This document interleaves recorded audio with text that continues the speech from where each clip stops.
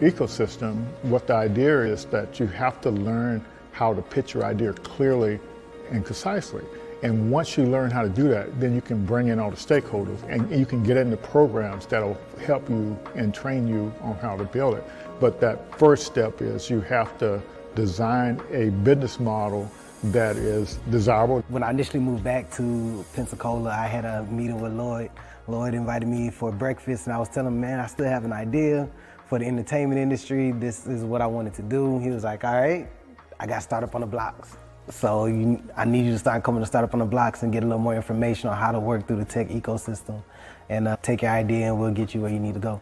My company is called The Know, is an app that is streamlining business for the entertainment industry. Yeah, so if you're a musician, what you would do is pretty much jump on the platform, you'll create a profile, but the way we created the profile is pretty much a cleaner way. So now if they want more information about you, you'll connect your social media platforms, your streaming platforms, and that way they can go directly to it. What we also have included is your calendar. So pretty much you can set your days, you can set your price for your days and automate your booking. So initially talking to Lloyd, my idea was all here, it was there, it was over here, it was over there. It was like, all right, Quinn, I get it. You got a lot that you want to do, but we need you to bring it in just a little bit and then work on your pitch, your story, and how you're going to bring it full circle to get people to understand what you're trying to create. Most of the programs here wasn't inclusive. And so we said we'll focus on helping founders of color. We also start at the beginning of the thing, at the idea stage, whereas a lot of the programs you see here locally, they start after you're up and that's not very efficient unless if you don't have a lot of money, you can't recover from your mistakes. And the lean startup system, it actually helps you make mistakes faster before you spend a lot of money. You don't actually start building anything until you got customer buy-in. There was a need for small businesses to bring brand awareness to their business. I see there's a lot of makers and bakers that they're making all of these goodies and these products, but they can't market it, they can't sell it at the same time, and there needs to be kind of like that middleman, that middle person to help bring economic growth to some of the small businesses in Pensacola.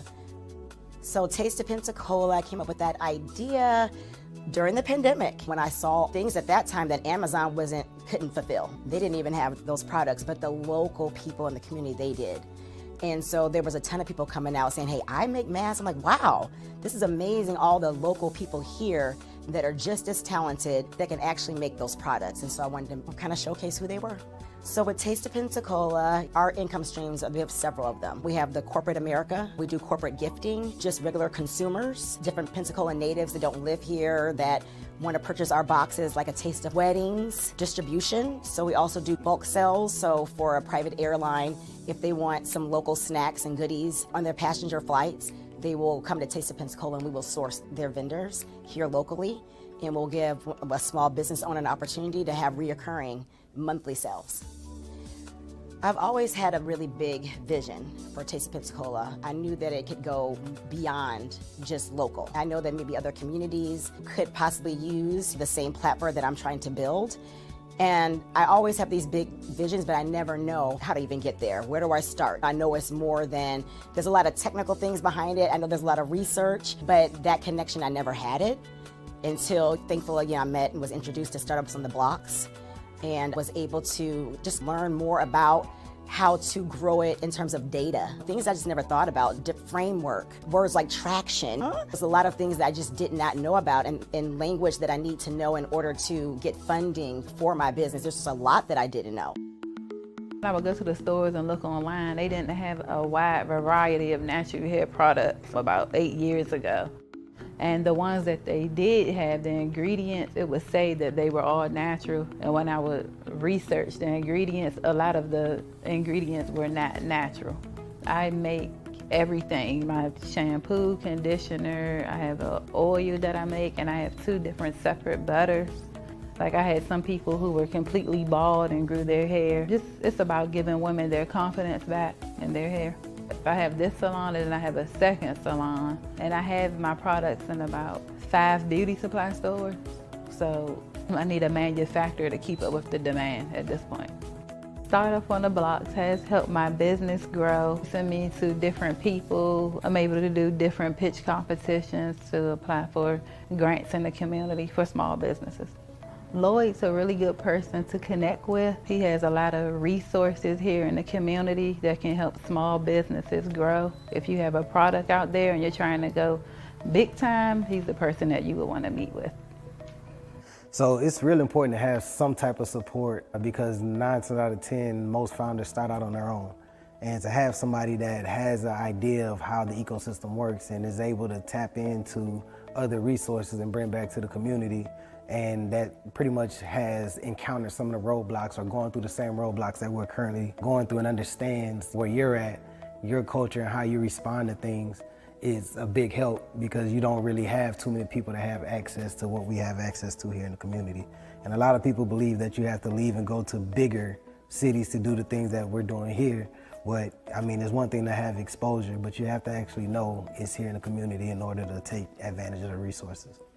So I get approached and I talk to friends all the time that wants to either start an idea or hear that I'm actually doing the app and wants to know more information about how are you doing it or what's the process, what's the path. I'm like, man, we have somebody here, Startup on the Blocks, Lloyd Richard. And Lloyd is here, he's a great resource to the community and to founders that's trying to learn the ecosystem. So join Startup on the Blocks. All righty. Hello. My name is Lloyd Richard Jr., and I am filling in for my father, Lloyd Richard Sr., for our weekly Startup on the Blocks online show. And so I'm excited to welcome our guest, Shawntia Lee. I'm going to bring you on up, Shawntia. How are you? I am great. Good. Wonderful. How are you tonight? Thank you. I'm good. I'm not often in the leading position when it comes to this, to the Startup on the Blocks, but I'm excited to share this time with you. I know you have been a part of our cohorts in the past, and you were just on in last April. And so we're excited to kind of see what has happened since last year. So we'll talk a little bit about that. Absolutely. A little bit before we get started, I have a few slides that I want to kind of go through just to introduce to everybody about what's going on. But we'll just use it as kind of a conversation just to talk about some of these experiences that you've, since you've been through the program a little bit, you can kind of speak to some of the things that we have been doing. So first, I would love to highlight some of our business partners that we have. Institute with Startups on the Blocks. That is the Blacks in Technology Foundation. We ran several cohorts with them over the pandemic and a couple of years afterwards, and that allowed us to be able to really hone in how we're going to present our Black Founders Program, which we are currently in. We have, of course, CODA, which is a wonderful application that allows us to use it as a CRM, to create documents, to create whole web pages. It's like a catch-all for anything that you want to do with your organization or startup.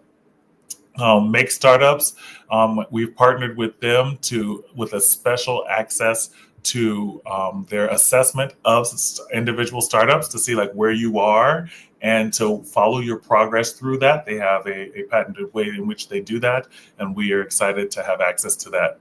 PitchBot.io. Shawntia, did my father talk to you about that at all, PitchBot? No, I think you guys added that after I went through the 30 days, so I definitely want to learn more about that. Yes, it's a cool little bot that allows you to create whole slides and a pitch deck for your startup. So you just put in the prompt of what your startup is like and what it asks you. You follow the questions, and it answers it all.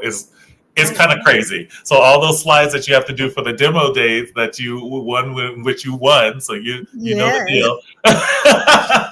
So all those slides that you have to do, it literally helps create that. So you don't even have to figure out the color scheme or anything like that. It does all that for you. So that's really exciting. So we'll definitely have to probe him about that next time you talk with him.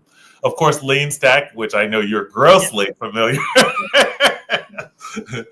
Which is our partnership with Ash Mariah to have a platform for our startups in the Black Founder Program through our Blacks in Technology Foundation connection that we had before partnership. We all use the Lean Stack method for business planning for startups and the lean canvas model. So we go through those trainings with the business model design, which is our 30-day cohort. And in our 90-day accelerator, we also go through the lean stack model as well to get to your minimum viable product and your mafia offer. So that being said, it is a lot. It's constantly evolving. And I'll definitely ask you in a little bit about your experience with lean stack. Yeah. But we have several coaches that come along with that and mentors that are specifically trained to answer your questions when it comes to the processes of being a startup. Black Innovation Leaders of Florida, we're talking a little bit more about them as well. And Black Innovation Alliance, two organizations that are really looking to spearhead artificial intelligence and the economy in the state of Florida for Black entrepreneurship. And then, of course, Goody Nation, which is kind of being blocked by the banner here. But Goody Nation is a wonderful resource based up in Atlanta that literally takes nonprofits and organizations through a training to build their platforms, and it's kind of like a support group for organizations. So to speak. Funny, I just got accepted into their Next Gen program. Congratulations! So, yes, orientation kicked off this week, so I was like, "Oh, goody, yes." Oh, that's perfect. That's perfect. And what has been your experience so far with them and what they're doing? Well, we just literally had the orientation, but so far, they have provided free meetings. So I'm meeting with someone to go over my investor readiness. Mm-hmm. I'm meeting with someone to talk about my sales process. That's huge for me because I do B2B. So in the education industry, it's kind of a long sales cycle. So I cannot wait to see what type of feedback they give, because that's one of the questions I often get from investors is, how are you going to be successful in a tough market? Education, I mean, it can be done, but they just want to see what's your plan and how are you going to do it. So far, free meetings with investor readiness, meeting with the sales cycle. And then there's another one, I haven't booked that one yet, but it's basically your product readiness. So I will let you know next time we speak. Awesome.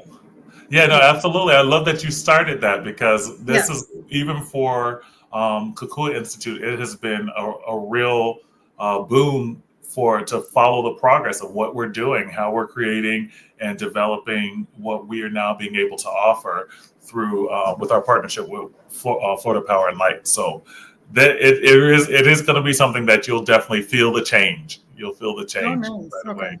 Awesome. And so we'll go through a little bit. Here's some of our other sponsors that we have. I won't list them all, but they're all up here. A lot of local banks and other parts of our startup ecosystem here in Pensacola. And I definitely have to highlight the Florida Power and Light, because we would not be able to run our cohorts and give you the prize winning money without their support. So they directly support the Black Founder program. Well, I'm going to have to use this on my, this is all divine. So I'm applying for 35 Mules. They have an accelerator for $100K investment, and it's ran by Florida Power and Light. So now I will say, hey, you've already invested in me once. So now let's just triple those zeros.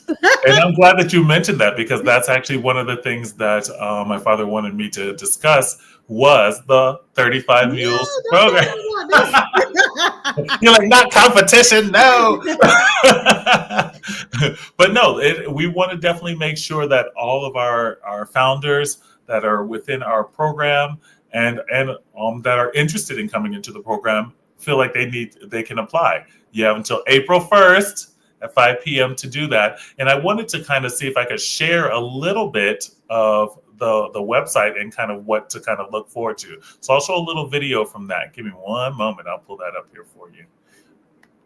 Let me share my screen.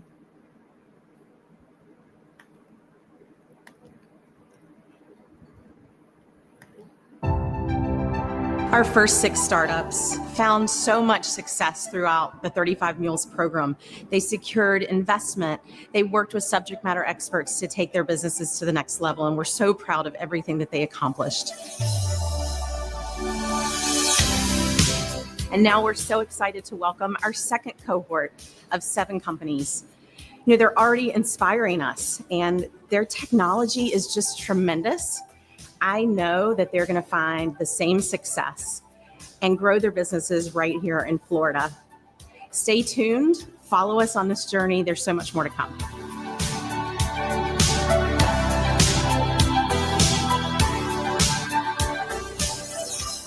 I am Parth Shah, the co-founder of Abilitaire.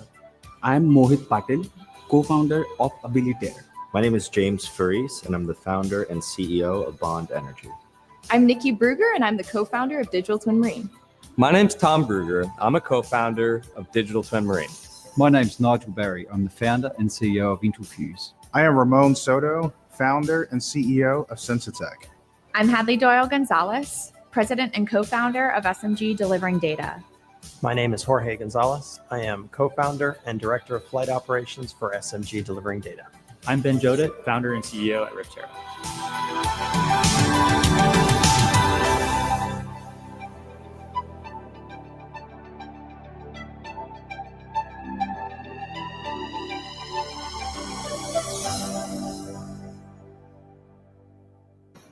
Alrighty, so getting to put some faces to what's going on over there, I think it's kind of exciting. What do you understand about the 35 Mules program already, Shawntia? Yeah, so exactly what I'm looking for, because I need more of the that personalized, hands-on, and it seems like they literally pair you with the mentor through the process. You go in person in Juno Beach, Florida for 2 to 3 days out of the week. And so the hands-on, I feel like, is what will help me get to the next level, because I've done a lot and I'm super proud of my success, but it's been a solo journey. So to be able to have support, people who probably have connections in education, connections with getting pilot programs, connections with getting partners, and even investments. One relationship can change your entire progress in your business. All you need is one introduction. So. Absolutely.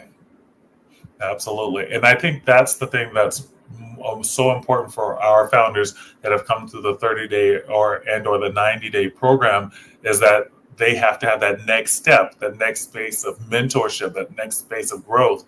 And clearly, Florida Power and Light is determined to make sure that Black founders specifically get into that space, to be able to step into that. And so just hearing you're already giving me little tidbits already before we even get started of the amount of work that you've done with College Thrive to really, Thriver to really bloom into that. So I'm excited about it.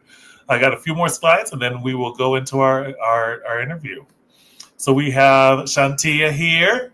You can wave. Beautiful. Love the hair. And some of the training that we offer here, we have several things. Lean Stack, as we spoke about before. Startup Science, which is another method to set up your startup and to work through the brainstorming of that. Co-founder OS.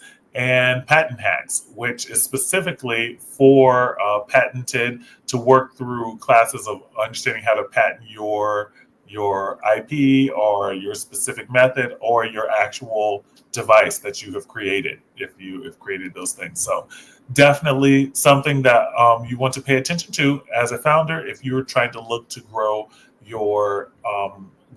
and find those resources for your startup. We have the other thing that is really big that my father and I have been in a lot of discussion about. Usually I'm in the background, not so often in the foreground like we're doing tonight, but we have been working on the Black Founders Innovation Summit, AI as a pathway to wealth, empowerment, and legacy. If you were there last April and you experienced the wonderful conversations and talks that were about dynastic wealth, about about startups starting from the ground up. We literally had a lady who said she was homeless during her startup, and now she's moving forward. I mean, it was an incredible event. We have food catered for the 2 days, and you spend time at DeVillers Square working through inspiring workshops about how to use AI and implement it. It is about innovation, and right now, innovation in startups is part of that is through AI, and it's helping people figure out their business processes and figuring out their strategy on how they're going to penetrate the market. So we encourage you to come out. The registration is already available, innovation.kukuainstitute.org. Again, that's innovation.kukuainstitute.org. Definitely get there, register. It's a 2-day event. It is free, and we are still getting all of our speakers together. And so once we have all those speakers together, we will announce them, but it will be dynamic. I believe last show or the week before last, my father shared a video, and we're trying to get some of those speakers to come in to talk about how AI is shifting the landscape, and we want to have them here in person or online to be a part of leading some of our panel discussions. Shawntia, did you hear about the summit last year? So yes, actually, I was invited as a panelist. And funny story, I am horrible with directions, so you will not believe what I did. I went to Sarasota instead of Pensacola.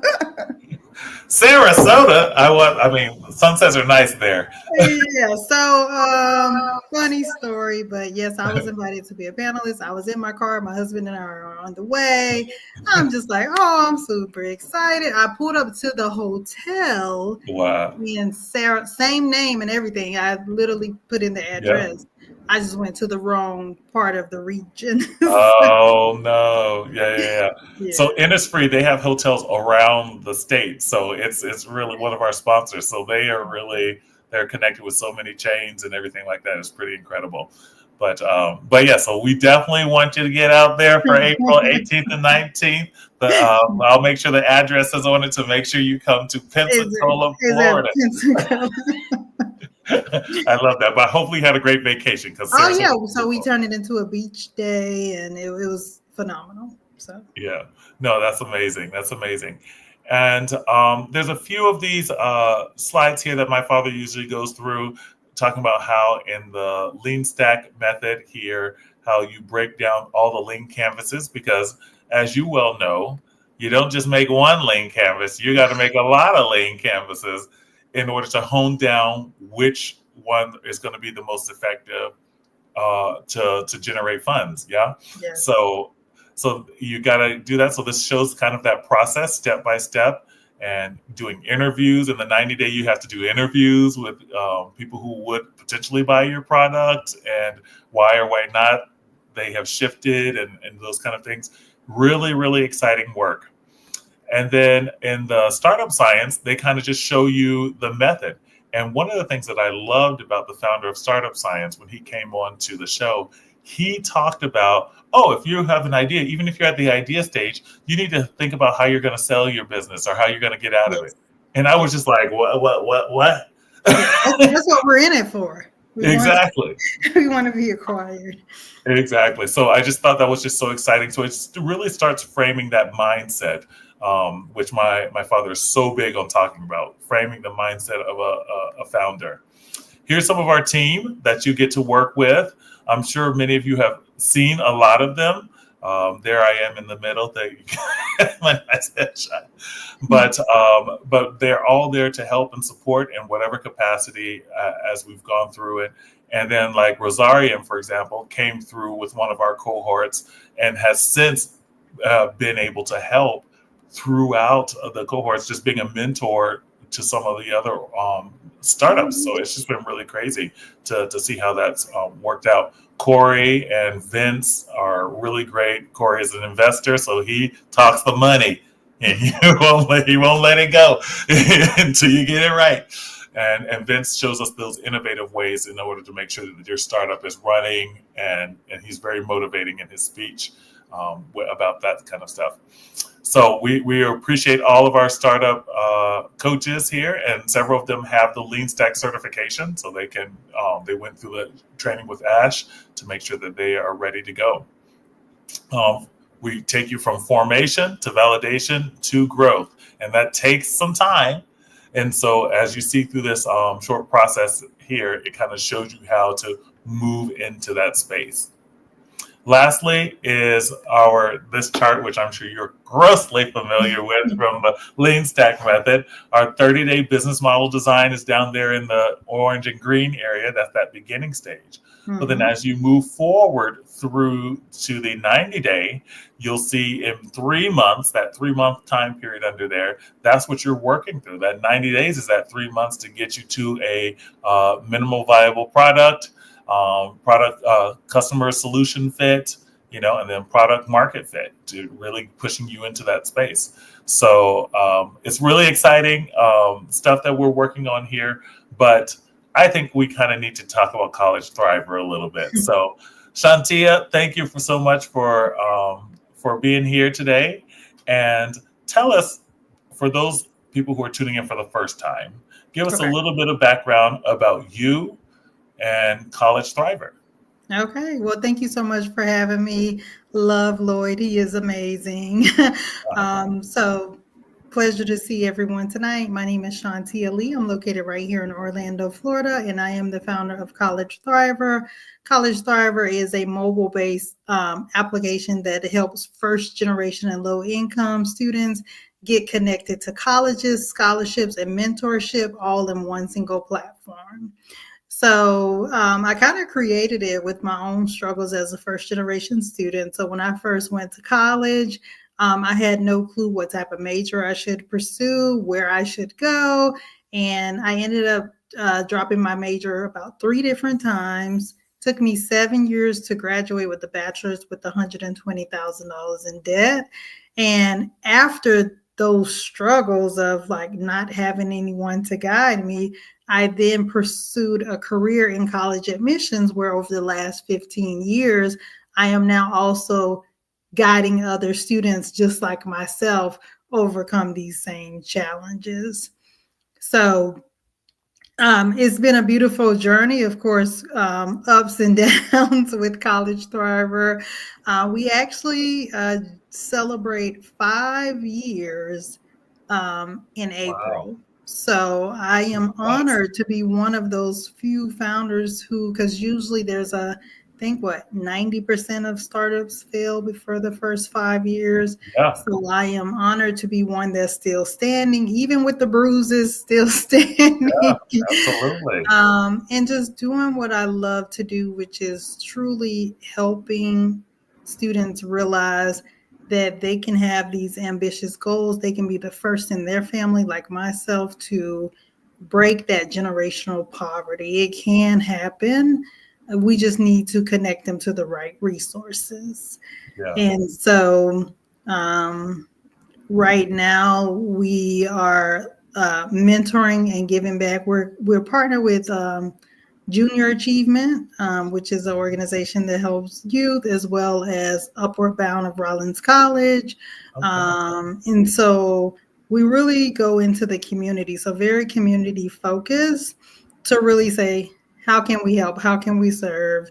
And to just let others know, because to be honest with you, in the school districts, the guidance counselors are just overwhelmed. They don't have the time to sit down and do the proper research for every single student. It's about 350 students to one guidance counselor sometimes. Wow. So just imagine, how much time do they really have to say, I need to create every single one of these students a personalized plan. Is kind of actually impossible.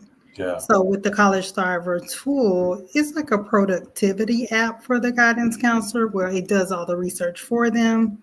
All they have to do is input the student's info, GPA, SAT, ACT scores, and we run the algorithm for them. Wow.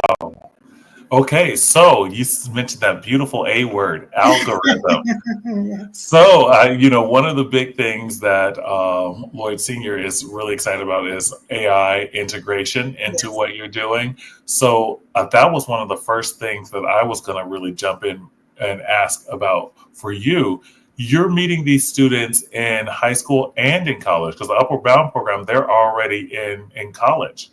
No, so actually, the Oh, Upward no. Bound program is a high school to college track, but they're Ah, still okay. in high school. They Ah, just okay, okay. go to the college to get the mentorship, is how I can pretty much explain. Okay, yeah. So they haven't went to college yet. But yeah, so my ultimate goal right now, we have been piloting with juniors and seniors. My ultimate goal is to build this out from 6th to 12th grade. Okay. Because the sooner you start preparing for college, the better you will position yourself to get in those competitive colleges and scholarship. Like everybody's trying to avoid student loans these Yes. days. Yes. So it's getting more and more competitive to get scholarships as well. Yeah, absolutely. And I'm glad you're saying this. So many people may know this who are watching, but some people don't. I am not in the startup world in the way that my father is, in the mentorship side of that. But I am a music instructor and a performer. And so I have a lot of students, and one of my students just recently got accepted to go to Stetson University and in music. So we've been working together for some years and everything like that. So I'm very proud teacher moment. But one of the things that came up was that he was on a website, and maybe you're familiar with it. I don't know. I can't even remember what the website is to tell you, but it was a website that he literally could put his information on, his GPA and everything like that. And it sent out, it had like all these colleges connected to it. And he could literally, based on his GPA, see if he would be admitted into said school. And one of the reasons that he ended up choosing Stetson initially was just because he was able to get in with his academics already. Yep. And I was like, where was this when I was going to college? I didn't have a website I could just click on. We won't talk about my age. We won't talk about that.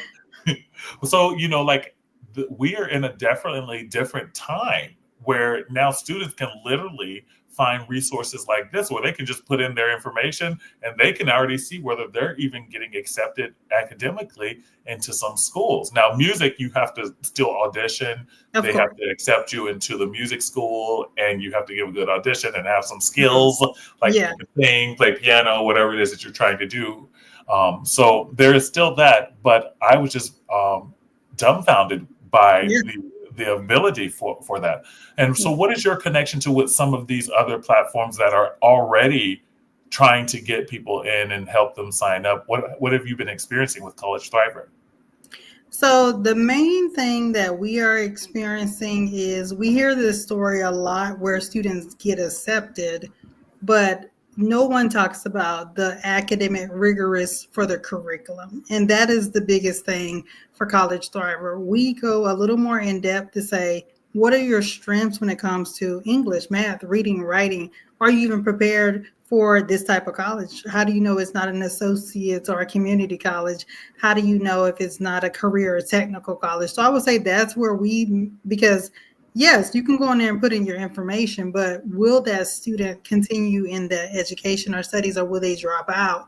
Because for first generation and low income, we have the highest dropout rate in the nation.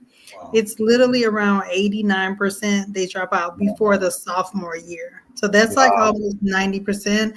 So it's a common theme is right now students are going to colleges parents recommended, guidance counselor recommended, or like you said, they may have found it on an app. Is that college the right fit based on what I academically can handle? And I think that that's where we are a little different because our algorithms go a little deeper than just GPA. Do you even have the study skills? Yeah, no, absolutely. Do you even have the, whatever is really needed to, because a lot of students that we're talking to, they want to do amazing things. Aviation, these young kids, they want to come out making six figures. Mm-hmm. I've never seen this in my life.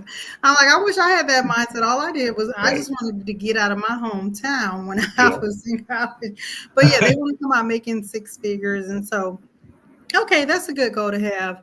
Yeah. What's the realistic path to help you get there? Yeah. And so I think that that's where we are just a little different, because I hear the story a lot where, oh, he got accepted and now he dropped out, or oh, she got accepted and now, or oh, the culture wasn't a good fit.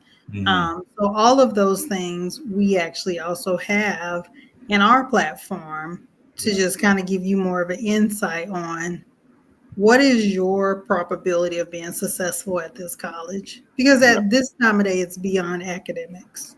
Yeah, absolutely. And I'm going to sit on this a little bit. We will get into the startup nuts and bolts about it. I do have questions about that. But as a person who teaches privately and as a music teacher, one of the things that I really advocate for people is taking music courses because music classes, because it allows you to learn how you learn. So a lot of times kids don't understand how their brain thinks, and no teacher in public school has the time to really always sit one-on-one with the student to help them work through those things. Yeah. But surprise, surprise, a piano teacher has to do that because you have to use your eyes, you have to use your fingers, which is a fine motor skill. And so we get to know our students very, very well because we have to see how they learn and whether they are keeping the knowledge that they're supposed to learn, including and up to memorization. Oh, I like this. I may have to incorporate some type of music into college. I'm telling you, and this is the secret to a lot of education is get your kids into music early because it actually helps them build a relationship to learning that supersedes when they get into preschool, and secondary school, primary school, that kind of thing. And so I love the kind of work that you're talking about, and some of the things that we found in challenges in working with the African American community here in Pensacola is making sure that we understand how they are learning and how they're imbibing the information. So and I speak to my father a lot about what is the working relationship that people have to learning, because all this stuff is great. Like the lean stack, for example, working in lean stack is great if you can read and you enjoy reading. If you don't like reading, or if you don't like listening and watching for Chat GTP, right?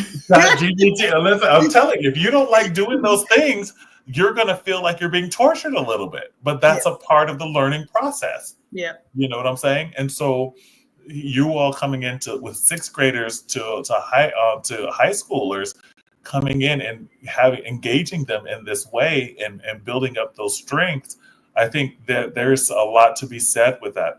I'm curious, and we'll take about 3 minutes with this, but I'm curious, what is it that you have set up with this algorithm, and how did you go about that for you? And you don't have to give any proprietary things away, but how did you go out building, like, this is what we're going to need to make sure that this works?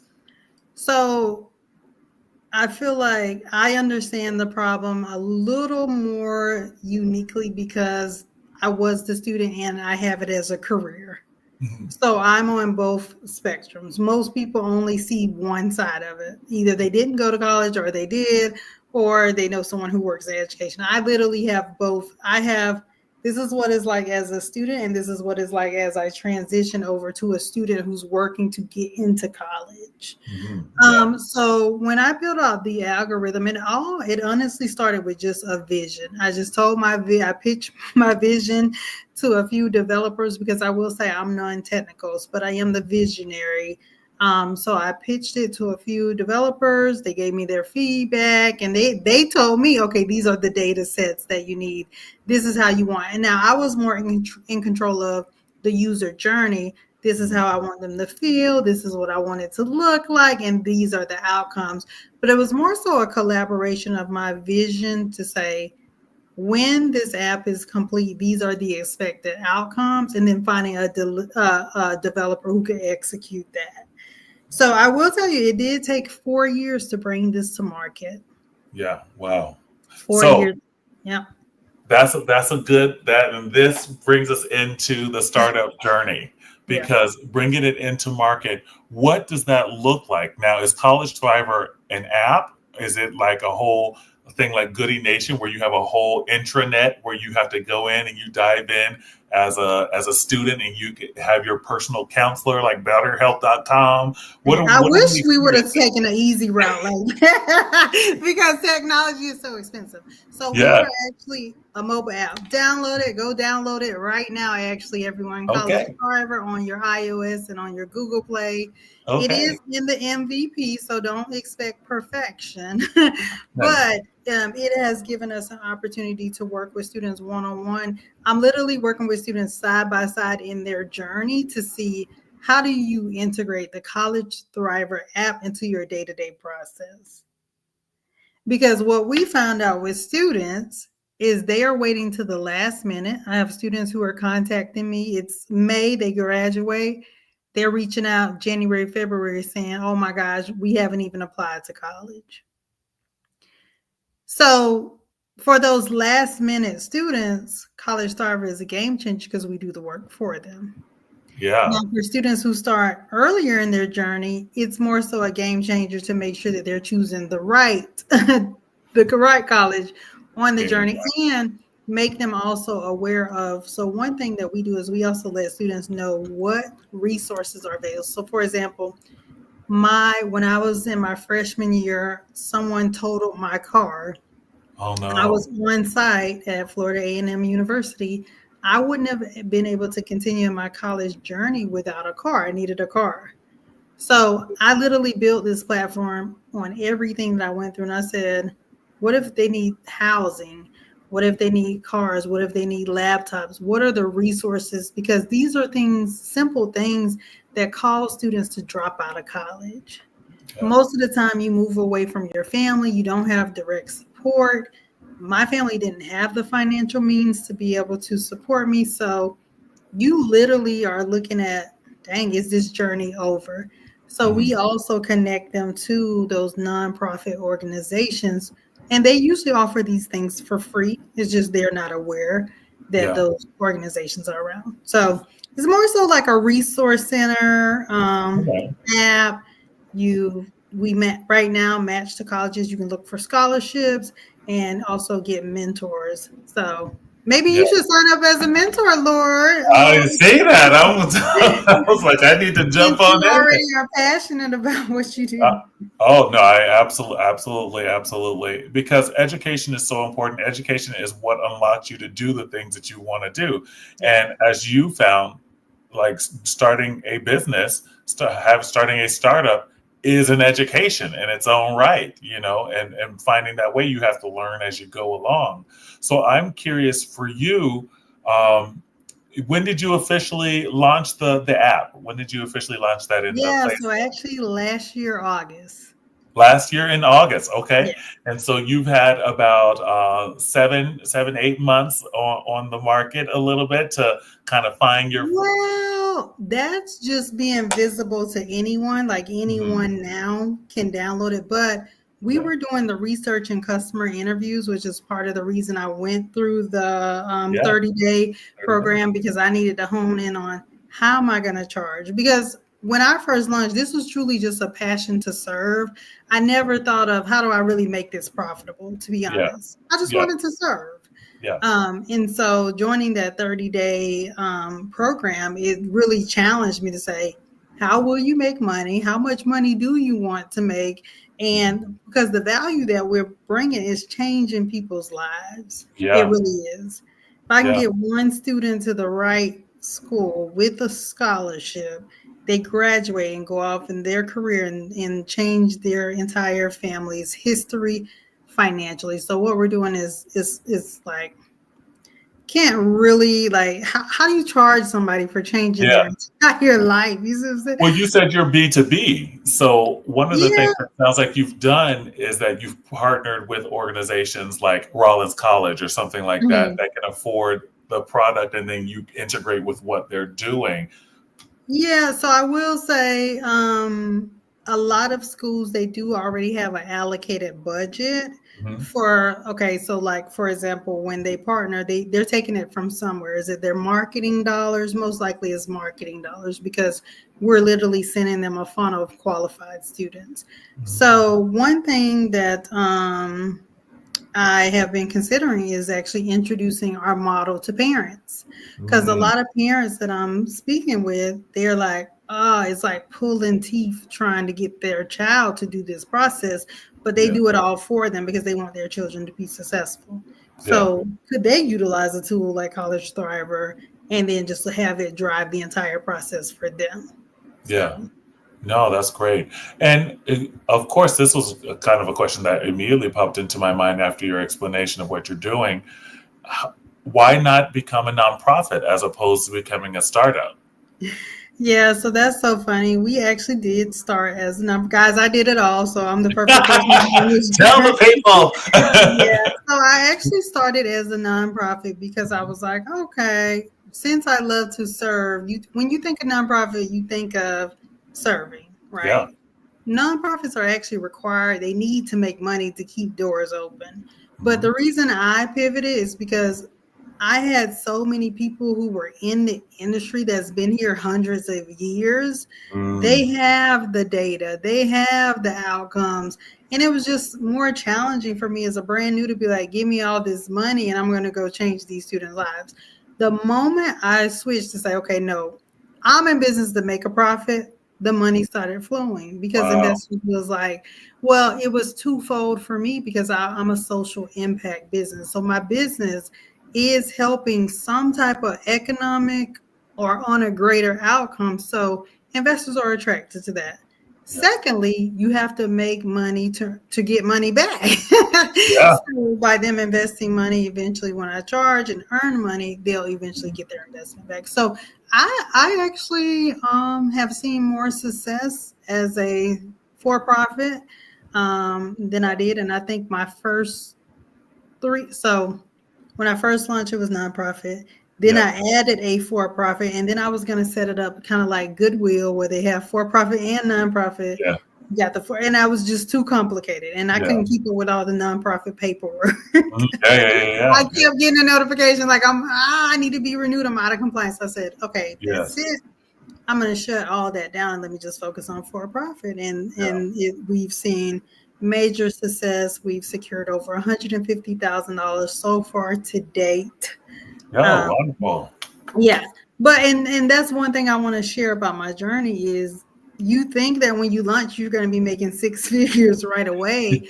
We haven't even onboarded our first paid customer, but it's fine because as long as we see progress, as long as we continue moving forward, as long as we keep validating that what we are creating is a need, that's where people keep investing. So that's one of the things I wanted people, because a lot of people are like, can you really get investment without having revenue? Yes, you can. You just have to show proof that you're doing something else. So mine was interviews. I've been in so many amazing programs. I have investors, I have grants, pitch competitions. And so my visibility is continuing to bring in partners, resources, and funding. And we still haven't had our first paid customer. Okay, no, then that's amazing. And we're celebrating 5 years next month, and so you're already into that space. So just kind of giving people that even though it's a booming industry as startups, there's a long haul aspect to it. And in business, 5 years is not a long time because you need to get through the 5 years to show that you can hold through it, like you said.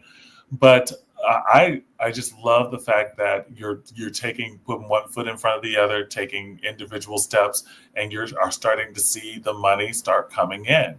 Now, in that journey of getting the revenue, because people are about revenue, they want to see those dollars.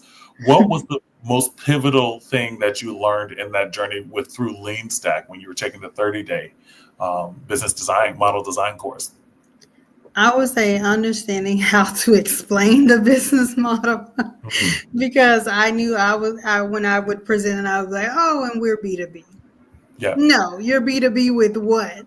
How do you make money? What are your revenue streams? Is this partnership? Is this subscription? So just really understanding how to break it down so that I can speak the talk that investors want to hear, to be honest with you. And so the lean stack, it was honestly like fighting with your ex-boyfriend, because it does challenge you to like really, really like break this down. But in the end, I feel like it has really helped me understand my business because I'm so close to it. I'm so passionate about it. Yeah. Sometimes I even feel guilty that I want to make money because of the change. And that's really what I wanted to talk to you about, is that you came in with this passion to help people with their education.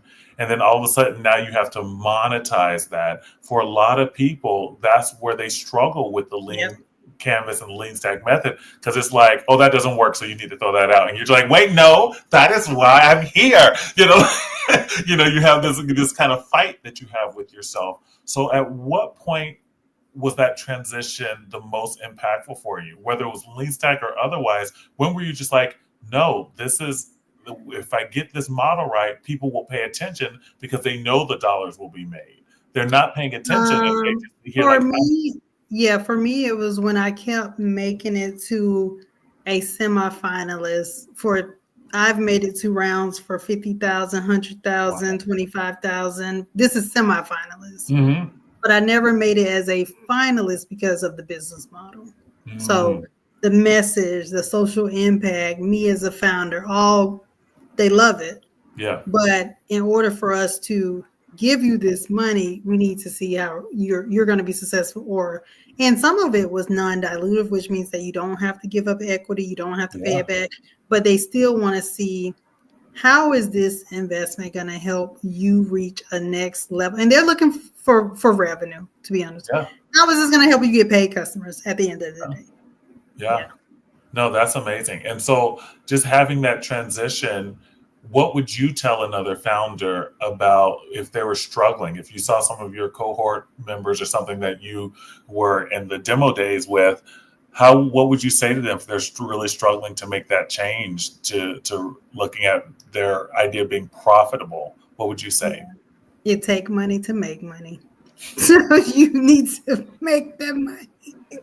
Yeah. Yeah. I mean, it's just very straightforward. You can't really, because when you look at the expenses as a business owner, it doesn't even make sense for you to say, how am I going to do all these amazing things? I want to add in AI. I want to serve all of these kids, become a multi-billion-dollar corporation. Yeah.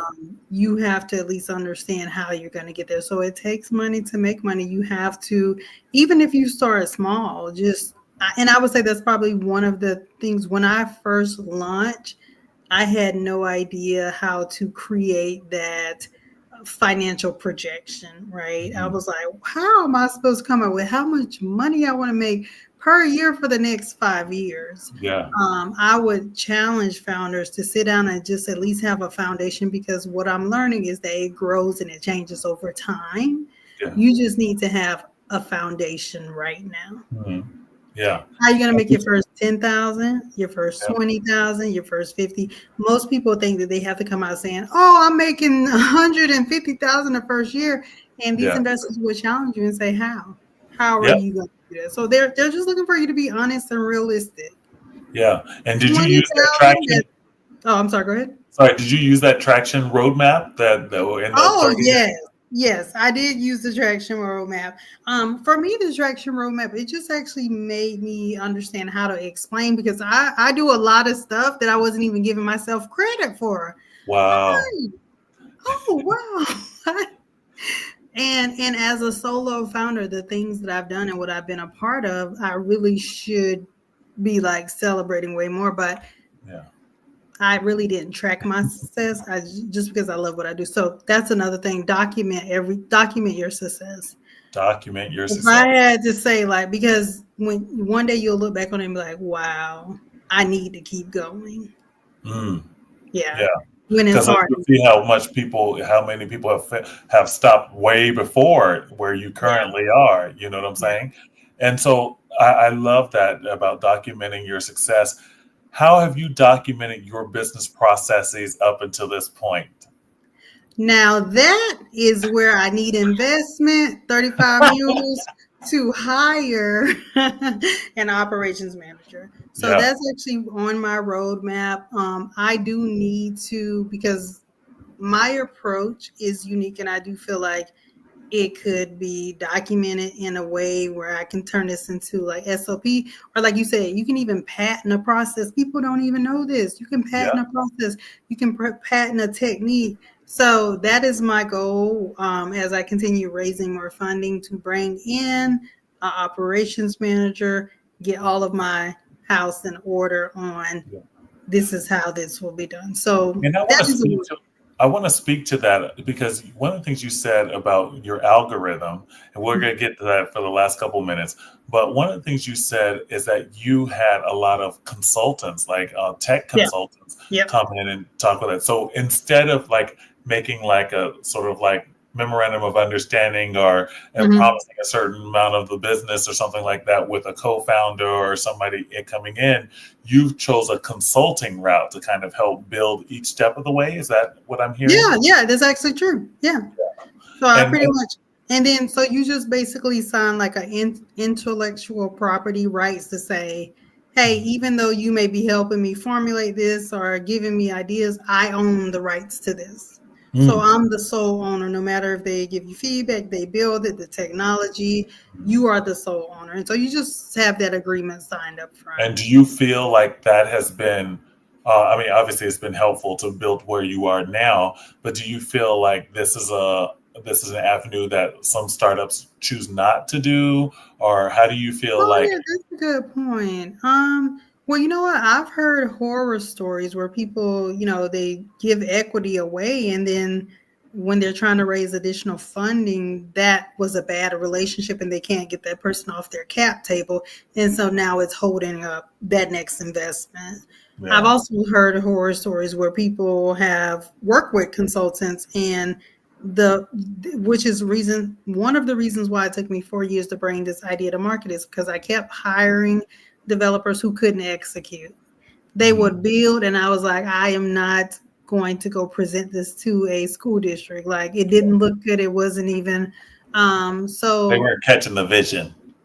Well, not even that. They were saying that they could do it, but they were not up to the level of expectation of what I wanted to stand by with my name. Yeah.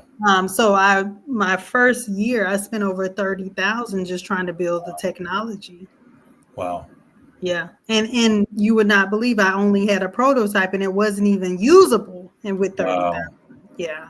So that's part of my learning curve. Is a lot of the money that I've raised was to make up for the money that I lost on things that some of them I was able to get my money back because, challenging it and, calling your bank. But some of it, I literally had to, like one company, they built when I tried a no-code platform because I was going to do no-code, they shut down after building my platform and I couldn't even use it anymore. Yeah. Wow. So all I had was the UX UI design, and I had to go and pay for someone else to build it. So Wow. And these are those pitfalls that there will be pitfalls along the way, and how you navigate those things is really important. And so I think in the space where it kind of sounds like you are now, if you want to have a co-founder, having someone jump in on the vision of what you're doing, that is going to be the biggest thing to kind of help push it forward to that. Has any of the investors or any of these other programs that you've participated in, have they given you ideas that you've wanted to step towards in regards to having people join your team? So I have an amazing advisory board, and my advisory board, they run their own portfolio investment companies. I'm talking about billions of dollars. Wow. So that has helped me significantly because where I am in my process, I don't know if it'll make sense for a co-founder to step in. I've already laid the foundation and done the work. So I think more for me, I would want someone like a CMO, right? Who's going to do marketing, bring in the leads, help us be successful. Or COO, like somebody to do, they have to do something, have a skill set opposite of what I've already done. Yeah. So if you just want to be a co-founder, no. I know education. You have to bring something else. If you a CTO or technology, that would be my number one choice. AI, that would be my number one choice.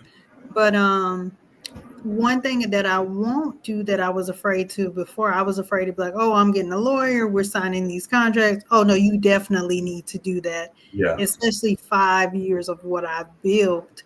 And especially being non-technical, it's easy for someone to come in and be like, oh, well, let's just go duplicate what she's doing. Let's go build our own platform. I've heard people say that that has happened to them. Wow. Yeah, where they go build a competitor. They were in their business, steal some of their processes and ideas, and then go build a competitor. Yep, build a competitive product. Yeah, absolutely. Yeah. So that's incredible, and just hearing where you are today, we're so excited that you came through Startup on the Blocks to go through the 30-day, and yes, I need to sign up for the 90-day. Lloyd is texting me every cohort. Are you going to sign up for the 90? Or are you going to sign up? So I'll be ready for the next 90 days. Speaking of the 90-day, we are currently, just this past Monday, we are in the 5th workshop of the 7 workshop series of the 90-day. Okay. And so coming up soon, we will have that presentation day coming up to see what all of those folks have been working on. Remember that our Black Founder Program is currently funded by Florida Power and Light. So if you are a Black founder in the state of Florida, we are getting ready to get more funding for this second half of the year of 2025. So we just had that meeting this morning. So I'm letting you know that the dates are coming up. Prepare yourself to put your ideas to the test and get out there and see if you can make your startup grow. And there's so many resources. I think, Shawntia, you've just mentioned quite a few that you've been in, and then you told them, like, they didn't want any equity. They just want you to build it. They just want to make sure that they helped you get to where you are.